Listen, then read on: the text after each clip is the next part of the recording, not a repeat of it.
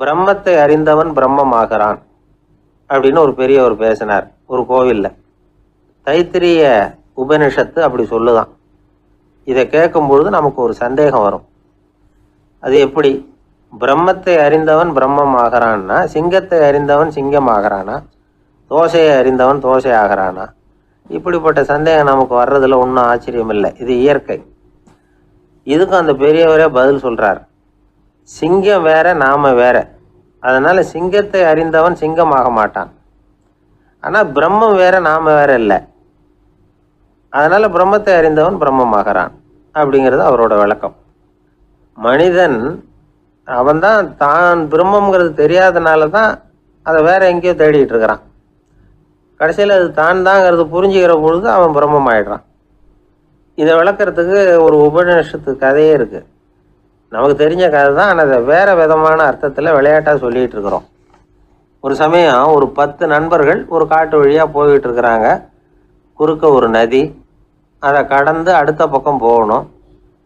எல்லாரும் ஒரு வழியாக கடந்து அடுத்த கரைக்கு போய் சேர்ந்துட்டாங்க.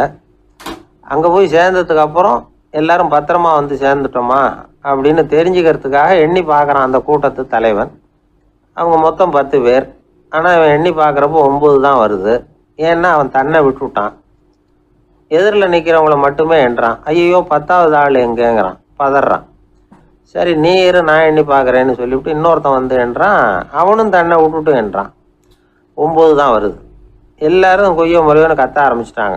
அந்த சமயத்தில் ஒரு பெரியவர் அந்த பக்கமாக வர்றார். என்ன விஷயம்னு விசாரிக்கிறார். 10வது ஆள் 6 அடிச்சுட்டு போட்டுது அப்படின்னு சொல்லி இவங்க அழறாங்க. சரி அழாதீங்க அப்படின்னு சொல்லி அந்த தலைவனை பார்த்து இப்படி வாங்குறார். வர்றான். இப்போ எனக்கு முன்னாடி ஒரு தரம் எண்ணு பார்க்கலாம்ங்கிறார். 1 2 3ன்னு ஆரம்பித்து 9ல் வந்து முடிக்கிறான். உடனே பெரியவர் நீ தான் அந்த 10வது ஆள் அப்படிங்கிறார். இது உண்மை. நாம தான் அது. நாம தான் நம்மளை வேற எங்கேயோ தேடிட்டு இருக்கிறோம். நாம எங்கேயோ தேடிட்டு இருக்கிறோமே, அந்த பிரம்மம் நாம தான். இப்படி ஒரு பெரிய உண்மையை விளக்கிறதுக்காக தான் அப்படி ஒரு கதை சொல்லப்பட்டது. ஆனால் அதை வந்து நாம் வேற விதமாக வேடிக்கையாக உபயோகப்படுத்திக்கிட்டு இருக்கிறோம். எப்படி தெரியுமா? ஒரு ஆத்தங்கரையில் ஒரு 10 பேர் முழிச்சுக்கிட்டே நின்றுக்கிட்டு இருந்தாங்களாம். அந்த பக்கமாக வந்த ஒருத்தன் ஏன் இப்படி முழிச்சுக்கிட்டு நிற்கிறீங்கன்னு கேட்டிருக்கிறான். எங்களுக்கு நீச்சல் தெரியாது, நாங்கள்லாம் அடுத்த கரைக்கு போய் சேரணும் அப்படின்னு நாங்களாம். சரி நான் கொண்டுட்டு போய் விடுறேன். எல்லாரும் அக்கறைக்கு போய் சேர்ந்த உடனே ஆளுக்கு ₹1 வீதமாக மொத்தம் ₹10 எனக்கு கொடுக்கணும் அப்படின்ட்டுருக்கான் இவன். சரின்னு ஒத்துக்கிட்டாங்க. இவன் ஒவ்வொருத்தராக கையை பிடிச்சி மெதுவாக ஆற்றுல இறக்கி அழைச்சிட்டு போயிட்டான். 9 பேரை கரை சேர்த்துட்டான். 10வது ஆள் பாதி ஆற்றுல போயிட்டு இருக்கிறப்போ திடீர்னு வெள்ளம் வந்துட்டுது. புடி நழுவி போச்சு. கையை விட்டுட்டான். வெள்ளம் அடிச்சுட்டு போட்டுது. அழைச்சிட்டு வந்தவன் நீச்சல் அடித்து தடுமாறி கரைக்கு வந்து சேர்ந்துட்டான். கரையில் இருந்தவங்களுக்கு இந்த விஷயம் தெரியாது. இருந்தாலும் இவன் உடம்பு பூரா நனைஞ்சி கொஞ்சம் அதிகமாக மூச்சு வாங்க நின்றுக்கிட்டு இருந்தானா, ஏங்க ஏன் இப்படி மூச்சு வாங்குது, என்ன விஷயம் அப்படின்னு கேட்டாங்களாம். அதுக்கு இவன் கொஞ்சமாக அலட்டிக்காம சொன்னானா, வேற ஒன்றும் இல்லை, நீங்கள் கொடுக்க வேண்டிய ₹10ல் ₹1 குறைஞ்சி போச்சு, அவ்வளவுதான் அப்படின்னு. ஒருத்தரை பார்த்து உன்னுடைய நண்பர்கள் யார் அப்படின்னு ஒரு கேள்வி கேட்டு பாருங்க. கொஞ்சம் யோசிச்சு பதில் சொல்லுவாங்க. அவங்ககிட்டயே உன்னுடைய எதிரிகள் யார் அப்படின்னு கேளுங்க, கடகடன்னு ஒப்பிச்சிருவாங்க. நம்ம மனசு இருக்க, அது எப்படின்னா நம்ம நண்பர்களை விட எதிரிகளை அது நல்லா ஞாபகத்தில் வச்சுக்கும். இது ஒரு ஆச்சரியமான உண்மை. உங்களால் நண்பர்களை மறந்துட முடியும், ஆனால் எதிரிகளை மறந்துட முடியாது. இது ஒரு வேடிக்கையான நிலைமை தான். அழகான தருணங்களை வந்து நாம் ஏன் மறந்துடுறோம்? இது இயற்கை. ஏன்னா நம்ம மனசு மலர்களை கவனிக்கிறது இல்லை, அதில் இருக்கிற முள்ளை தான் கவனிக்குது. தன்னை காயப்படுத்துகிற எதையும் அது உடனே கண்டுகொள்ளுது. ஒரு தெளிந்த சிந்தனையுடைய மனசு மிக அழகாக உள்ள எல்லாத்தையும் கவனிக்கும். அது நன்றியுடன் உணரக்கூடிய எல்லாத்தையும் பார்த்து குறிச்சிக்கும். இப்படிப்பட்டவங்க வாழ்க்கை இயல்பாகவே நல்லா அமையும். அது ரொம்ப அபூர்வம். மனசில் உள்ள ஒரு சிறிய அமைப்பை வந்து மாற்றுவதை பொறுத்து தான் இந்த விஷயம் அப்படிங்கிறார் ஓஷோ. ஒரு யூத கோவில் இருந்து தான், அது யூதர்களின் மடமாகவும் இருந்தது. அங்கே ஒரு தலைமை குரு, அவர் ரொம்ப கண்டிப்பானவர். அந்த கோவிலை ஒட்டி ஒரு தோட்டம். ஒரு நாள் காலையில் அந்த தோட்டத்தில் 2 இளம் யூதர்கள் நடந்து போய்கிட்டு இருக்கிறாங்க. காலையில் 1 மணி நேரம், மாலையில் 1 மணி நேரம் அவங்க அந்த தோட்டத்தில் நடக்கிறதுக்கு அனுமதி உண்டு. மற்ற நேரங்களில் அவங்க மத புத்தகங்களை படிக்கணும், பிற விதிமுறைகளை கடைபிடிக்கணும். அந்த 2 பேருமே தொடர்ந்து புகைப்பிடிக்கிற பழக்கம் உள்ளவங்க. ஆனால் கோவில் மடத்தில் இருக்கிறப்போ அவங்க புகைப்பிடிக்க முடியாது, அது கடுமையான குற்றம். சரி, நாம் தோட்டத்தில் இருக்கிறப்போவாவது புகைப்பிடிக்கலாமா அப்படின்னு ஒரு ஆசை அவங்க 2 பேருக்குமே. இருந்தாலும் பயம். இப்படி கேட்டால் மதகுரு என்ன சொல்லுவாரோ அல்லது என்ன செய்வாரோங்கிற பயம். இப்படியே கொஞ்ச நாள் ஆச்சு. ஒரு நாள் அந்த 2 பேரில் ஒருத்தன் ரொம்ப கலங்கி போய் அந்த கோவில்ல இருந்து வெளியில் வந்துக்கிட்டு இருந்தான். வந்தவன் நேராக தோட்டத்து பக்கம் போனான். அங்கே இன்னொருத்தன் ஆனந்தமாக புகை பிடிச்சிக்கிட்டு இருக்கிறான். அதை பார்த்து தான் இவனுக்கு அதிர்ச்சி. அட கடவுளே, என்ன இது, நீ கேட்காமலே ஆரம்பிச்சிட்டியா அப்படின்னா. இல்லை நான் கேட்டுவிட்டு தான் ஆரம்பிச்சிருக்கேன்னா அவன். அப்படியா, என்ன மனுஷன் இவர், நானும் தான் கேட்டேன், என்னை கண்ணாமுன்னான்னு திட்டி விட்டார். இது என்ன கோவிலா இல்லை நரகமா? உனக்கு புகை பிடிக்கணும்னு ஆசையாக இருந்தால் நரகத்துக்கு போகணும்னு சொல்லிவிட்டார். அது சரி, உன்னை மட்டும் எப்படி அனுமதிச்சார் அப்படின்னு கேட்டான் இவன். அவன் சிரிச்சுக்கிட்டே, நீ எப்படி கேட்ட சொல்லு அப்படின்னா. நாம் இந்த தோட்டத்துக்கு வர அனுமதிக்கப்பட்டிருக்கிறதே ஜபத்துக்காகத்தானே, அதனால் நான் ஜபம் சொல்லும் பொழுது புகை பிடிக்கலாமா அப்படின்னு கேட்டேன். அதுக்கு தான் அவர் சத்தம் போட்டு என்னை அடிக்கவே வந்துட்டார் அப்படின்னா இவன். நீ ஒரு மாதிரியாக கேட்டிருக்க, நான் வேற மாதிரியாக கேட்டிருக்கிறேன். ஜெபம் சொல்லும்போது புகை பிடிக்கலாமான்னு நீ கேட்டிருக்க. ஐயா, புகை பிடிக்கும் பொழுது ஜபிக்கலாமா அப்படின்னு நான் கேட்டேன். அதில் தப்பு ஒன்றும் இல்லை அப்படின்னு பதில் சொல்லிட்டார் அப்படின்னா. ஒரு சிறிய மாற்றம்தான் அது மிகப்பெரிய மாறுதலை ஏற்படுத்தி விட்டது. மனசு நல்ல விதமாக சிந்திக்க ஆரம்பிச்சுட்டுதுன்னா மகிழ்ச்சிக்கு பஞ்சம் இல்லை. ஒரு கஞ்சன் ஆற்றுல விழுந்துட்டான்.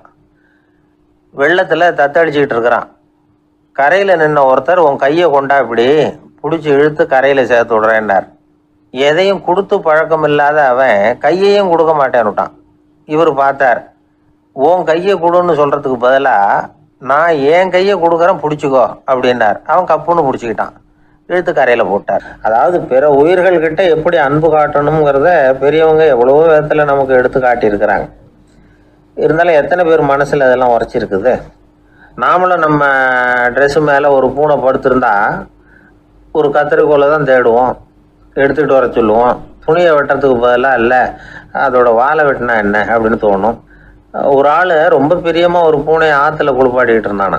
எப்படி, அந்த பூனையை ஆற்று தண்ணியில் அமுக்கி அமுக்கி குளிப்பாட்டிக்கிட்டு இருக்கிறான்.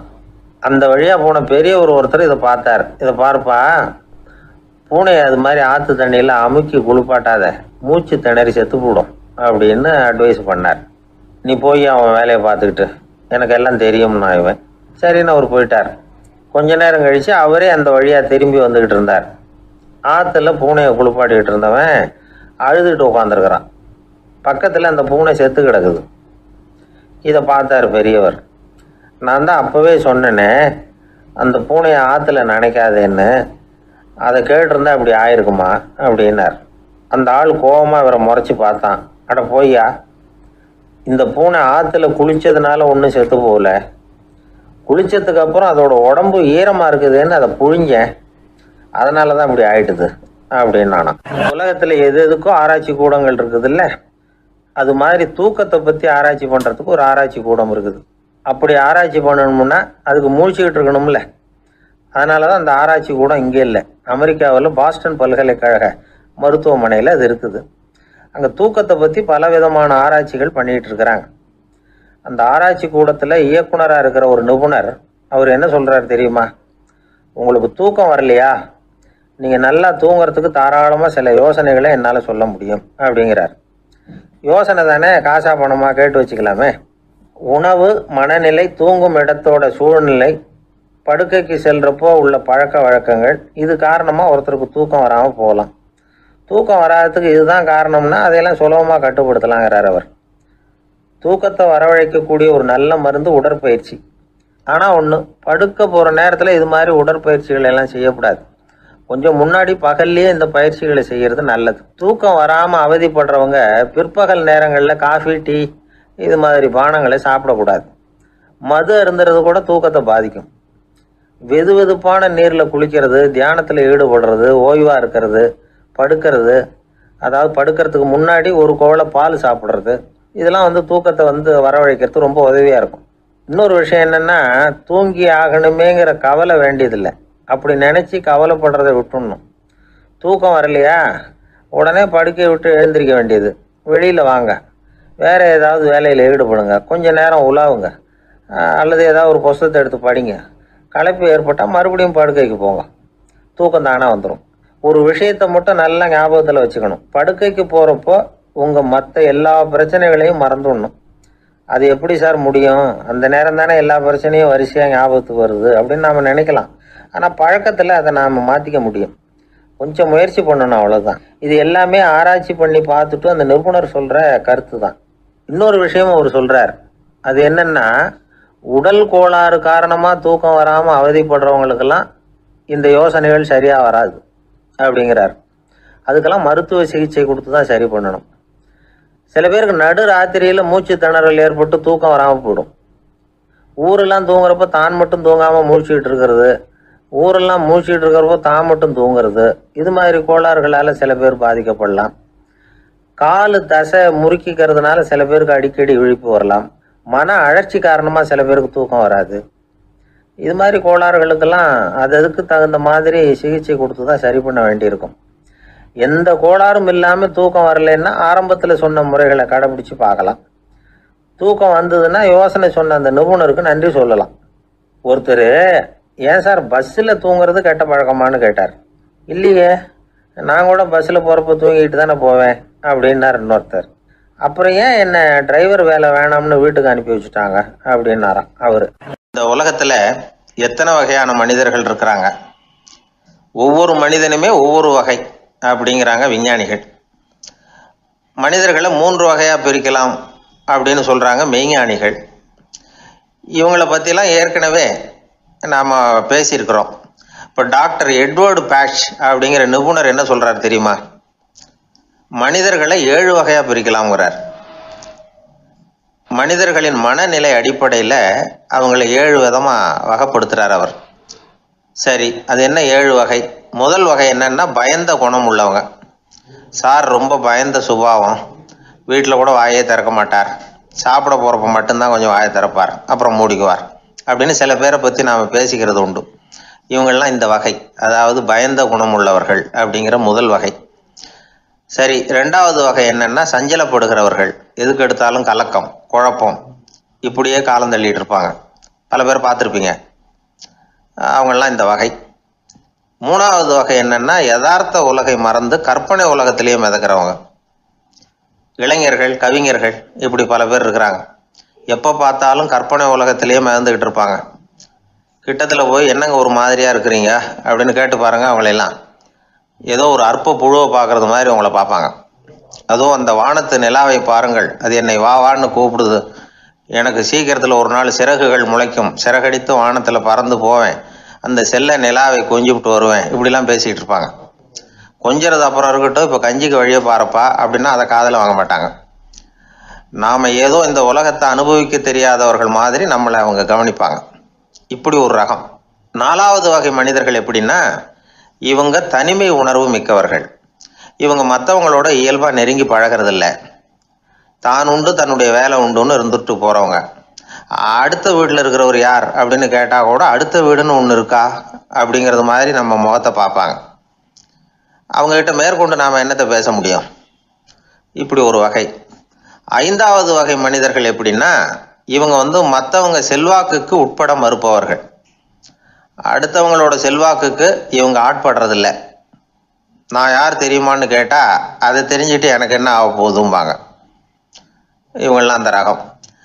6வது வகை மனிதர்கள் எப்பவும் எதுலேயும் பற்று இல்லாமல் இருக்கிறவங்க. இது ஒரு துறவு மனப்பான்மை. இயல்பாகவே சில பேர் இப்படி உண்டு, அவங்களுக்கு எதுலேயும் ஒரு ஈடுபாடு இருக்காது. அப்படிப்பட்டவங்கெல்லாம் 6வது வகை. 7வது வகை மனிதர்கள் மற்றவங்க கவலையை தன்னுடையதாக ஆக்கிக்கிட்டு கவலைப்படுறவங்க. இவங்கெல்லாம் மகாத்மாக்கள். தாம் வேறு அடுத்தவங்க வேறு அப்படிங்கிற எண்ணம் இவங்களுக்கு வர்றதில்லை. அதனால் அடுத்தவங்களுக்கு ஒரு துன்பம் வந்ததுன்னா இவங்களால சும்மா இருக்க முடியறதில்ல. ஆகக்கூடி இப்படி 7 விதமான மனிதர்களை அடையாளம் காட்டுறார் அந்த நிபுணர். இதில் நாம் எந்த வகையில் வர்றோம் அப்படிங்கிறத நாம தான் அடையாளம் கண்டுபிடிக்கணும். எனக்கு தெரிஞ்ச ஒரு மனிதர் உண்டு. அவர் ஒரு வித்தியாசமான வகை. எதையும் நடைமுறை சாத்தியமாக சிந்திக்கிறவர். எப்பவும் அடுத்தவங்களும் நல்லா இருக்கணும், நாமும் நல்லா இருக்கணும் அப்படின்னு ஆசைப்படுறவர். அவருக்கு ஒரு சமயம் திடீர்னு உடம்பு சுகம் இல்லாமல் போயிட்டுது. டாக்டர்கிட்ட போனார், பணம் கொடுத்தார், வைத்தியம் பார்த்துக்கிட்டார். அவர் எழுதி கொடுத்த மருந்து சீட்டை வாங்கினார். ஒரு மருந்து கடைக்கு போனார், பணம் கொடுத்தார், மருந்து வாங்கினார். அதை எடுத்துகிட்டு வீட்டுக்கு வந்தார். அதுக்கப்புறம் அந்த மருந்து அவர் சாப்பிடணும்ல, சாப்பிடவே இல்லை, அப்படியே சும்மா வச்சுட்டார். அவரை பார்த்து கேட்டேன், ஏன் சார் இப்படி பண்ணுறீங்க, வீண் செலவு தானே இது, நீங்கள் ஏன் டாக்டர்கிட்ட போய் பணம் செலவு பண்ணுனீங்கன்னு கேட்டேன். அவர் சொன்னார், டாக்டர் வாழணும் இல்லையா, அதனால தான் அப்படின்னார். சரி, அப்புறம் ஏன் மருந்து வாங்கினீங்க அப்படின்னு கேட்டேன். மருந்து கடைக்காரர் வாழணும் இல்லையா, அதனால தான் அப்படின்னார். சரி, அப்புறம் ஏன் வாங்கின மருந்து சாப்பிடாம வச்சுட்டீங்க அப்படின்னதுக்கு, நான் வாழணும் இல்லையா அதனால தான் அப்படின்னார். இவர் வாழ்க்கையை புரிஞ்சுக்கிட்டவர். இப்படி வாழ்க்கையை புரிந்து கொண்டு வாழ தெரிஞ்சுக்கணும். எந்த வகை மனிதர் நாம் அப்படிங்கிறத புரிஞ்சுக்கிட்டு வாழ்ந்தோம்னா வாழ்க்கையில் வெற்றி நிச்சயம். அந்த காலத்தில் அண்ணாமலை ரெட்டியார்னு ஒருத்தர் இருந்தார். அவர் வெங்கனூர் அப்படிங்கிற கிராமத்தில் இருந்தார். அங்கேருந்து விருத்தாசலம் கோவிலுக்கு தவறாமல் போயிட்டு வந்துக்கிட்டு இருந்தார். இடையில வெள்ளாறு, அதில் ஒரு சமயம் வெள்ளம் வந்துட்டுது. இவரால் போக முடியல. அதோட விளைவு வெங்கனூர்லேயே ஒரு கோவில் கட்டணும் அப்படின்னு முடிவு பண்ணார், சிவாலயம். அந்த சமயத்தில் வடநாட்டில் பஞ்சம். அதனால் அங்கிருந்த பல சிற்பிகள் தென்னாட்டை நோக்கி வர ஆரம்பித்தாங்க. அவங்க வெங்கனூர் வழியாக வர்றது தெரிஞ்சதும் இவர் போய் பார்த்தார். இங்கே ஒரு கோவில் கட்டணும், அதுக்கு நீங்கள் உதவணும்னார். பஞ்ச காலத்தில் இப்படி ஒரு வாய்ப்பு கிடைச்சதில் அவங்களுக்கும் ரொம்ப மகிழ்ச்சி. உற்சாகத்தோடு ஒத்துக்கிட்டாங்க. ஆலய திருப்பணி ஆரம்பமாச்சு. அவங்களுக்கு வேண்டிய எல்லா வசதிகளையும் இவர் செஞ்சு கொடுத்தார். அவங்களுக்கு எந்த குறையும் இல்லாமல் பார்த்துக்கிட்டார். அது மட்டும் இல்லை, ஒவ்வொரு நாளும் அங்கே வருவார். உங்களுக்கு என்ன வேணும், எது வேணும்னு கேட்பார். ஏதாவது குறை இருந்தால் சொல்லுவாங்க, உடனே தீர்த்து வைப்பார். இவரும் கேட்பார், எந்த குறையாக இருந்தாலும் என்கிட்ட சொல்லுங்க அப்படின்னு சொல்லுவார். அதை தவிர இவராகவே கவனித்தும் அவங்களுக்கு என்னென்ன தேவைங்கிறத கண்டுபிடிச்சி அதையெல்லாம் கொடுத்துக்கிட்டு இருப்பார். என்ன தேவைன்னாலும் அதை நிறைவேற்றி வச்சுருவார். அந்த சிற்பிகளின் தலைவன் ஒருத்தன், அந்த ஆளுக்கு வெத்தலை பாக்கு போடுறது பழக்கம். இதை தெரிஞ்சுக்கிட்டு அதுக்காகவே ஒரு ஆளை ஏற்பாடு பண்ணார். வேணுங்கிற போலாம் நீ வெத்தலை சிவல் மடித்து கொடுக்க வேண்டியது உன் வேலை அப்படின்னு ஒருத்தனை ஏற்பாடு பண்ணிட்டார். இப்படியெல்லாம் செஞ்சதும் அவங்களுக்கும் ரொம்ப உற்சாகம். ரொம்ப பொறுப்பாக சிற்ப வேலைகளை செஞ்சுக்கிட்டு இருக்கிறாங்க. ஒரு நாள் என்னாச்சு தெரியுமா, அந்த சிற்பிகளின் தலைவன் ரொம்ப நுணுக்கமாக ஒரு வேலையை செஞ்சுக்கிட்டு இருக்கிறான். சாரம் போட்டு அது மேலே படுத்துக்கிட்டு அண்ணாந்து பார்த்து உச்சியில் நுணுக்கமான சிற்பங்களை உருவாக்கிக்கிட்டு இருக்கான். சிற்பியின் கவனம் செதறப்படாதுங்கிறதுனால இவர் மெதுவாக சத்தம் போடாமல் கிட்ட போய் நின்று அதை கவனிச்சிக்கிட்டு இருக்கிறார். அந்த சிற்பி வழக்கம் போல் வெத்தலை பாக்குக்காக இடது கையை கீழே நீட்டினான். அந்த சமயம் பார்த்து அவருக்கு தாம்பூலம் கொடுக்குறவன் அங்கே இல்லை, எங்கேயோ போயிருக்கிறான். அண்ணாமலை ரெட்டியார் என்ன பண்ணார் தெரியுமா, தனக்காக கொடுக்கப்பட்ட தாம்பூலத்தை வாங்கி சிற்பியின் கையில் கொடுக்குறார். அவன் வாங்கி போட்டுக்கிட்டான். இது என்ன இன்னைக்கு வெத்தலை சீவல் வேறு மாதிரி இருக்குது, வாசனை தாம்பூலமாக இருக்குது அப்படின்னு யோசனை பண்ணிவிட்டு கீழே திரும்பி பார்க்குறார். பார்த்தா ரெட்டியார் மறுபடியும் சிற்பி கை நீட்டும் பொழுது கொடுக்கறதுக்காக தாம்பூலத்தை மடித்து வாங்கி வச்சுக்கிட்டு தயாராக நிற்கிறார். சிற்பிக்கு அதிர்ச்சி.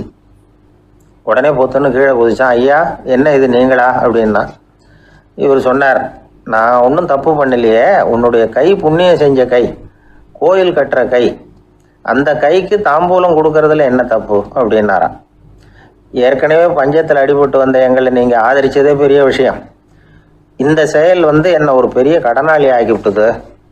ஐயா, எங்களுக்கு உணவு உடை இதை மட்டும் நீங்கள் கொடுத்தா போதும், ஊதியம்னு எதுவும் வாங்க மாட்டோம் அப்படின்னு நானும். அந்த சிற்பி எவ்வளோ வற்புறுத்தியும் எதுவும் வாங்கிக்கலையாம். இந்த செய்தியை தமிழ் தாத்தா டாக்டர் ஊவேசா சொல்லியிருக்கிறார். அந்த காலத்தில் எப்படிப்பட்டவங்கெல்லாம் வாழ்ந்துருக்கிறாங்க பாருங்கள். இந்த காலத்தில் ஒருத்தர் கோவில் கட்டினார், வேலை செய்கிற எல்லாருக்கும் சாப்பாடு போடுவார். சிற்ப வேலை செஞ்சுட்டு சாப்பிட வர்ற ஒவ்வொருத்தர் கையையும் அன்பாக பிடிச்சி முத்தம் கொடுத்து உள்ளே அனுப்புவார். அந்த கைகளுக்கு நீங்கள் கொடுக்குற மரியாதையாது அப்படின்னு கேட்டாங்க. அது இல்லைங்க, ஏற்கனவே முதல் பந்தியில் சாப்பிட வந்தவன் மறுபடியும் வர்றானான்னு கண்டுபிடிக்கிறதுக்காக கையை பிடிச்சி மோந்து பார்க்குறேன் அப்படின்னாராம் அவர். 1816 வருஷம் செப்டம்பர் மாதம் 11ஆம் தேதி பிரான்ஸ் தேசத்தில் உள்ள ஒரு மருத்துவமனை. அங்கே ஒரு இளம் டாக்டர் கொஞ்ச நாளைக்கு முன்னாடி தான் அந்த ஆஸ்பத்திரியில் புதுசாக வேலைக்கு சேர்ந்துருக்கிறார். அவர் பேர் ரெனே லெனக். அவர் அன்னைக்கு காலையில் அந்த மருத்துவமனையில் அப்படியே ரவுண்ட்ஸ் வந்துக்கிட்டு இருக்கிறார். வார்டில் ஒரு படுக்கையில் ஒரு இளம்பெண் படுத்திருக்கிறா. அந்த பொண்ணுக்கு இருதய நோயாக இருக்கலாம்ங்கிறது மற்ற டாக்டர்கள் சந்தேகம். அந்த காலத்துல எல்லாம் ஒருத்தருடைய இருதய துடிப்பை தெரிஞ்சுக்கணும்னா நோயாளியின் மார்பில் டாக்டர் வந்து காதை வச்சு பார்த்து தான் தெரிஞ்சுக்கிறது வழக்கம். ஆனால் இந்த பெண்ணும் வந்து இளம்பெண், அந்த டாக்டரும் புதுசாக சேர்ந்துருக்கிறவர். அதனால் பரிசோதனை பண்ண தயங்கினார். கொஞ்ச நேரம் யோசனை பண்ணார். திடீர்னு ஒரு ஞாபகம் வந்தது அவருக்கு. அதாவது அன்னைக்கு விடியற் காலையில் தோட்டத்தில் அப்படியே வாக்கிங் போயிட்டு இருந்தப்போ சின்ன பசங்கள்லாம் ஒரு மரக்கட்டையை வச்சு விளையாடிக்கிட்டு இருந்தாங்களாம். அதை அவர் பார்த்துருக்கிறார். அது என்ன விளையாட்டுனா, ஒரு நீளமான மரப்பலகை, அதில் ஒரு முனையில் ஒரு பையன் தன்னுடைய காதை வச்சுக்கிட்டு இருக்கிறான், மறுமுனையில் இன்னொரு பையன் அந்த மரப்பலகையை ஒரு ஆணியால் கீறிக்கிட்டு இருக்கிறான். ஒரு முனையில் ஆணியால் கீறும் பொழுது மறுமுனையில் காதை வச்சிருக்கிற பையனுக்கு அந்த சத்தம் துல்லியமாக கேட்குது. அந்த டாக்டருக்கு காலையில் பார்த்த இந்த விளையாட்டு ஞாபகத்துக்கு வந்துட்டுது. உடனே என்ன பண்ணார் தெரியுமா? ஒரு நீளமான காகிதத்தை எடுத்தார். அதை அப்படியே உருளை மாதிரி உருட்டினார். ஒரு முனையை அந்த நோயாளியின் மார்பில் இடது பக்கம் வச்சார், இன்னொரு முனையில் தன்னுடைய காதை வச்சார். என்ன ஆச்சரியம்! நோயாளியின் மார்பில் நேரடியாக காதை வச்சு கேட்குறத விட துல்லியமாக கேட்டுது இதய துடிப்பு. இதய துடிப்பு மட்டும் இல்லை, மூச்சு இழுத்து விடுறது, திரவ பொருள்களின் அசைவு, எல்லா சத்தமும் தெளிவாக கேட்குது. கிரேக்க மொழியில் ஸ்டெத்தாஸ் அப்படின்னா மார்பு, ஸ்கோப்பின் அப்படின்னா பார்ப்பதுன்னு அர்த்தம். அதனால் டாக்டர் ரெனே லெனக் தான் கண்டுபிடிச்ச கருவிக்கு ஸ்டெத்தஸ்கோப் அப்படின்னு பேர் வச்சார். அவரே வந்து முதல் மாடலையும் செஞ்சார். அளவு ரொம்ப பெருசாக இருந்தது, சுலபமாக எடுத்துகிட்டு போகிறது கஷ்டம், அது அவ்வளோ கஷ்டமாக இருந்தது அது. அதனால் அவரே அதை அப்புறம் 2 பிரிவாக தயார் பண்ணார். இது 2 துண்டையும் டாக்டர் தன்னோட கோட்டு பாக்கெட்டில் வச்சுக்கலாம், தேவைப்படுறப்ப எடுத்து ஒன்றா சேர்த்துக்கலாம். இப்படி தான் அவர் ஆரம்பத்தில் பண்ணார். தன்னுடைய இந்த கண்டுபிடிப்பை பற்றி அவர் ஒரு புத்தகம் எழுதினார். நிறைய விற்றுது, புகழும் பணமும் சேர்ந்தது. பணமும் புகழும் வந்து சேர்ந்தது மாதிரியே அவருக்கு ஒரு நோயும் வந்து சேர்ந்தது. அது என்ன நோயின்னு கண்டுபிடிக்கிறதுக்கும் அவர் கண்டுபிடிச்ச கருவி தான் உபயோகப்பட்டு தான். அவரே அதை கண்டுபிடிச்சார். அவருக்கு வந்திருந்தது காச நோய். 1826ஆம் வருஷம் ஆகஸ்ட் மாதம் 13ஆம் தேதி உலகத்தின் முதல் ஸ்டெதஸ்கோப்பை கண்டுபிடிச்ச டாக்டர் ரெனே லெனக் காலமானார். அவர் சாகிறதுக்கு முன்னாடி மரத்தால் செஞ்சு வச்சுருந்த ஸ்டெதஸ்கோப்பை தனக்கு வேண்டியப்பட்ட ஒரு டாக்டர்கிட்ட கொடுத்து, என்னுடைய சொத்துக்கள்லேயே ரொம்ப வசந்தது அப்படின்னு சொன்னாராம். அதுக்கப்புறம் 3 வெள்ளைக்காரங்க சேர்ந்து இந்த கருவியில் சில மாற்றங்களை பண்ணாங்க. ஆனால் 1829 லண்டனில் டாக்டர் நிக்கோலஸுங்கிறவர் ஒரு காதால் இதய துடிப்பை கேட்குறத விட டாக்டர் 2 காதாலையும் கேட்குறது தான் சரியாக இருக்கும் அப்படின்னு ஒரு கருத்தை வெளியிட்டார். அதுக்கப்புறம் ரொம்ப காலம் கழித்து 1852 ஜார்ஜ் காமான் அப்படிங்கிறவர் ரப்பர் டியூபுகளை உபயோகப்படுத்தி 2 காதாலையும் கேட்குற மாதிரி ஒரு புதிய வடிவத்தை அதுக்கு கொடுத்தார். அதுக்கு பிறகு அது படிப்படியாக எவ்வளவோ மாற்றங்கள் இருந்தாலும் ஆரம்பத்தில் டாக்டர் ரெனே லெனக் உருவாக்கின அடிப்படை மாடலை யாரும் மாற்றி அமைக்கலைங்கிறது தான் முக்கியமான விஷயம். நமக்கு தெரிஞ்ச ஒரு ஆஸ்பத்திரி, அதில் ஒரு நோயாளி, காலை நேரத்தில் நர்ஸு அந்த பக்கமாக போயிட்டு இருந்தாங்க. அதை பார்த்துட்டு ஒரு நர்ஸுன்னு கத்துறார். நர்ஸு அவசரமாக ஓடி வந்து என்ன விஷயம்னு கேட்டாங்க. சிஸ்டர், இங்கே பாருங்கள், உங்கள் டாக்டரை என் நெஞ்சில் ஒரு காதை வச்சு கேட்டுக்கிட்டு இருக்கிறார் அப்படின்னார் நோயாளி. சிஸ்டர் பதட்டப்படாமல், அதனால் என்ன, இந்த டாக்டர் பழமையான விஷயங்களில் ரொம்ப நம்பிக்கை உள்ளவர், அதனால் ஸ்டெதாஸ்கோப்பை உபயோகப்படுத்தாமல் காதை வச்சு கேட்குறார், அது ஒன்றும் தப்பு இல்லை அப்படின்னாங்களாம். ஐயோ, அதுக்காக இல்லை சிஸ்டர், இவர் என் நெஞ்சு மேலே தலையை வச்சது நேற்று ராத்திரி 9 மணி, இப்போ விடிஞ்சு போச்சு, இன்னமும் தலையை எடுக்கவே இல்லை, அதுக்காக தான் சந்தேகப்பட்டு உங்களை கூப்பிடுறேன் அப்படின்னாராம். ஒரு ஆள் ராமகிருஷ்ணரை தேடி வந்தான். அவன் கையில் 1000 பொற்காசுகள் வச்சுருந்தான். அதை அவர்கிட்ட கொடுத்து இதை ஏற்றுக்கணும் அப்படின்னு ரொம்ப பணிவாக கேட்டுக்கிட்டான். அவர் பார்த்தார், இது எனக்கு தேவையில்லை, ஆனாலும் உன்னுடைய மனசை புண்படுத்துறதுக்கு நான் விரும்பலை, அதனால் நீ கொடுக்குறத வாங்கிக்கிறேன்னார். வாங்கிக்கிட்டார். அப்புறம் கேட்டார், இதை பாரு, இனிமேல் இதெல்லாம் என்னுடைய இது தானே அப்படின்னார். ஆமாம், அதையெல்லாம் நான் உங்களுக்கே கொடுத்துட்டேன் அவன். சரி, இப்போ நீ எனக்காக ஒரு காரியம் பண்ணணும்னார். என்ன செய்யணும்னு சொல்லுங்கன்னா, இந்த நாணயங்களையெல்லாம் எடுத்துக்கிட்டு போய் கங்கை நதியில் எரிஞ்சுட்டு வா அப்படின்னார். இவனுக்கு அதிர்ச்சியாக போச்சு. என்ன பண்ணுறது, இனிமேல் அது முடியாதுன்னு சொல்ல முடியாது. ஏன்னா அந்த நாணயங்களையெல்லாம் அவருக்கே கொடுத்துட்டான். இனிமேல் அதெல்லாம் இவனுடையது இல்லை. பேசாமல் அவ்வளவே அள்ளிக்கிட்டு ஆத்தங்கரைக்கு போனான். போனவன் ரொம்ப நேரம் திரும்பியே வரல. ராமகிருஷ்ணருக்கு சந்தேகம், என்ன ஆச்சு அந்த மனுஷனுக்கு, காசுகளோடு அந்த கங்கையில் குதிச்சுட்டானா, போகும்பொழுதே ஒரு மாதிரியாக தான் போனான், போய் என்னன்னு பார்த்துட்டு வாங்க அப்படின்னார். அங்கே இருந்த ஒருத்தர் ஓடி போய் பார்த்தார். அவர் போய் பார்க்கும் பொழுது அவன் அங்கேயே இருந்தான். அதுக்கப்புறம் அவர் திரும்பி வந்தார். வந்து விவரத்தை சொன்னார். அதாவது அவன் கங்கை கரையில் உட்காந்துக்கிட்டு ஒவ்வொரு நாணயமாக 1 2ன்னு எண்ணி எண்ணி வீசிக்கிட்டு இருக்கிறான்.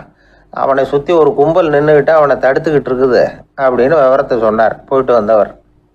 இதை கேட்டதும் ராமகிருஷ்ணரே புறப்பட்டு அங்கே போனாராம். என்ன இப்படி பண்ணிகிட்டு இருக்கிற, நான் உன்னை அந்த நாணயங்களை கங்கையில் வீசி எறிய சொன்னேன், நீ ஏன் அதை எண்ணிக்கிட்டு இருக்கிற அப்படின்னார். பழக்கம்தான் காரணம், நான் ஒவ்வொரு நாளும் ஒவ்வொன்றா சேமித்து வச்சேன், இன்றைக்கி என்கிட்ட நிறைய இருக்குது, உங்களுக்கு ஒரு 1000 நாணயங்களை கொடுக்கணுங்கிறது என்னோட ஆசை அப்படின்னா. இப்போ ராமகிருஷ்ணர் சொன்னார், ஒரே நேரத்தில் எல்லாத்தையும் சம்பாதிச்சிருந்தா நீ எண்ணுறது பொருத்தமாக இருக்கும், எல்லாத்தையும் இழக்கும்போது ஒவ்வொன்றா எண்ணிக்கிட்டு இழக்கிறதுங்கிறது சரியான செயல் இல்லை, அதனால் ஒரே தடவையாக எல்லாத்தையும் தூக்கி எறிஞ்சிடும் அப்படின்னார். இது இழப்பது அப்படிங்கிற ஒரு உயர்ந்த நிலை. இதை நாம் யதார்த்த வாழ்க்கையில் சம்மந்தப்படுத்தி பார்த்து குழப்பிக்கிட்டு இருக்கக்கூடாது. இழக்கிறேன்னு சொல்லிக்கிட்டு இருக்கிற காசையெல்லாம் ஆற்றுலையும் குளத்துலையும் கொண்டு போய் எரிஞ்சிட்டு வாங்க அப்படின்னு உபதேசம் பண்ணுறதாக யாரும் நினச்சிடக்கூடாது. இதில் நாம் புரிஞ்சிக்க வேண்டியது என்னென்னா, எதையாவது ஒன்றை இன்னொருத்தருக்கு கொடுக்கணும் அப்படின்னு விருப்பப்பட்டால் அதை மனப்பூர்வமாக கொடுத்துடணும். கொடுத்துட்டு அதையே நினச்சிக்கிட்டு இருக்கக்கூடாது. நம்மால் ஒருத்தர் ஒரு 100 ரூபா நோட்டை தன்னுடைய நண்பர் ஒருத்தர்கிட்ட கொடுத்து, இது உனக்கு தான் வச்சுக்கோ அப்படின்னார். அவர் பார்த்தார், இது இனிமேல் எனக்கு தானே சொந்தம் அப்படின்னார். ஆமான்னார் அவர். அப்படின்னா எனக்காக நீ ஒரு உதவி செய்யணும்னார். சொல்லுங்கள் செய்கிறேன்னார் அவர். இந்த 100 ரூபா நோட்டை தீ வச்சு கொளுத்தி விடுன்னார். இவர் அதிர்ச்சியாகி அவரை பார்த்தார். இப்போ அவர் சொன்னார், நீ எனக்கு அன்பாக கொடுத்தது இது, இந்த நோட்டு கள்ள நோட்டுங்கிறது எனக்கு முன்னாடியே தெரியும், சீக்கிரம் கொளுத்தி விடு, அதுதான் நம்ம 2 பேருக்குமே நல்லது அப்படின்னாராம் அவர். எங்கே போயிட்டு வரீங்க அப்படின்னு கேட்டேன். எனக்கு வேண்டப்பட்ட ஒருத்தரை பார்த்து. ஆஸ்பத்திரிக்குன்னார். எந்த ஆஸ்பத்திரிக்குன்னே? மாட்டு ஆஸ்பத்திரிக்குன்னார். என்ன விஷயம்னே? மாமனாருக்கு உடம்பு சரியில்லை, அதுதான் மாட்டு ஆஸ்பத்திரிக்கு போயிட்டு வரேன்னார். அட பாவி, அதுக்கு அந்த ஆஸ்பத்திரிக்கா போவாங்க அப்படின்னு ஆச்சரியமா. அட அது இல்லைப்பா, முதல்ல எங்கள் குடும்ப டாக்டர் தான் தேடிக்கிட்டு போனேன், அவர் அந்த நேரத்தில் அவர் வளர்க்குற நாய்க்குட்டிக்கு உடம்பு சரியில்லைன்னு சொல்லி அதை தூக்கிக்கிட்டு மாட்டு ஆஸ்பத்திரிக்கு போயிட்டாராம் சொன்னாங்க, அதனால் அங்கே போய் அவரை சந்தித்து விஷயத்தை சொல்லிவிட்டு வர்றேன்னார். அப்புறம் தான் எனக்கு கொஞ்சம் நிம்மதியாக இருந்தது. பொதுவாக நமக்கு தெரிஞ்ச வரையில் டாக்டர்கள் 2 வகை. நமக்கு வைத்தியம் பண்ணுற டாக்டர்கள் ஒரு வகை, நம்மக்கிட்ட இருக்கிற ஆடு மாடு கோழிக்கு வைத்தியம் பண்ணுற டாக்டர்கள் ஒரு வகை. இப்போ தான் எனக்கு தெரியும் இன்னொரு வகையான டாக்டர்களும் உண்டுங்கிறது. அது யாருன்னா, பூச்சிகளுக்கு வைத்தியம் பண்ணுற டாக்டர்கள், அதாவது பூச்சி டாக்டர்கள். வெளிநாடுகளில் அப்படிலாம் கூட சில பேர் இருக்கிறாங்க. பிரிட்டனில் யார்க்ஷயர் வட்டாரத்தில் ராதர்ஹாம் அப்படின்னு ஒரு ஊர், அங்கே ஒரு விலங்கியல் மருத்துவர் பேர் டாக்டர் லான்ஸ் ஜெப்சன். அவர் ஆஸ்பத்திரி வாசலில் பார்த்தீங்கன்னா தினமும் நிறைய பேர் நின்றுக்கிட்டு இருப்பாங்க. கையில் கண்ணாடி குடுவை, தகர டப்பா இப்படி ஏதாவது இருக்கும், அதுக்குள்ளே ஏதாவது பூச்சிகள் இருக்கும். அதுக்கு வைத்தியம் பண்ணுறதுக்காக வந்தவங்க தான் அவங்க எல்லாம். சிலந்தி பூச்சி, பல்லி, தேளு, பாம்பு இப்படி ஏதாவது இருக்கும். பொழுதுபோக்காக சில பேர் நாய், பூனை, கிளி, மைனா, புறா இப்படி ஏதாவது வளர்க்குறாங்கல்ல, அது மாதிரி இப்போல்லாம் தேளு, பல்லி, பாம்பு, பூச்சி இதையெல்லாம் வளர்க்க ஆரம்பிச்சிட்டாங்களாம். இது ஒரு புது ஃபேஷன்.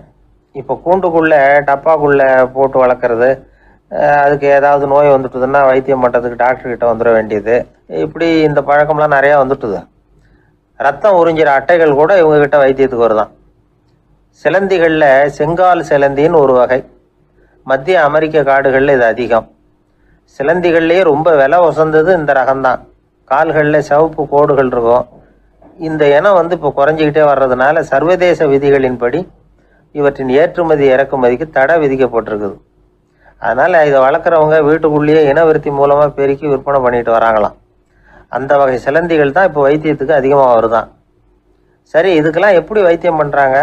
முதல்ல அதை குளிர்பதன பெட்டியின் வழுவழுப்பான சுவரில் விட்ட உடனே அதெல்லாம் மெதுவாக இறங்கி வரும். அப்போ அதன் நோயை கண்டுபிடிக்கிறது சுலபம். அப்புறம் அதுக்கு கிருமிகளை கொல்லக்கூடிய மருந்துகளையோ வலி நிவாரண மருந்துகளையோ கொடுப்பாங்க. கால் உடைஞ்ச சிலந்திகளுக்கு பசையை கொண்டு ஆப்ரேஷன் பண்ணுவாங்க. சில சிலந்திகளுக்கு உடைஞ்ச காலை எடுத்துட்டா புதிய கால் வளர்ந்துடும். சிலந்திகளை வந்து மனிதர்கள் கையில் எடுக்கிறப்போ அது பயந்து போய் கீழே குதிக்குது, அதனால் கால் உடஞ்சி விடுது, இல்லைன்னா வயிறு சேதமடையுது. அந்த நிலைமையில் வர்ற சிலந்திகளுக்கு மயக்க மருந்து கொடுத்து ஆப்ரேஷன்லாம் கூட பண்ணுறாங்களாம். பார்த்தீங்களா பூச்சிகளுக்கு வந்த வாழ்வே. நம்ம ஊர்லேயும் வீடுகளில் பூச்சிகள் வளர்க்குறது உண்டு. ஒருத்தர் வந்தார், எனக்கு 3000 கரப்பாம்பூச்சி அவசரமாக தேவைப்படுது, எங்கே கிடைக்கும்னு கேட்டார். கரப்பாம்பூச்சியா, அது என்னத்துக்குன்னு கேட்டோம். அது வந்து வேற ஒன்றும் இல்லை, நான் குடியிருக்கிற வாடகை வீட்டை காலி பண்ண போகிறேன். வீட்டு சொந்தக்காரர் என்ன சொல்கிறாருன்னா, இந்த வீட்டுக்கு நான் குடி வந்தப்போ எப்படி இருந்ததோ அதே நிலைமையில் விட்டுட்டு போகணும்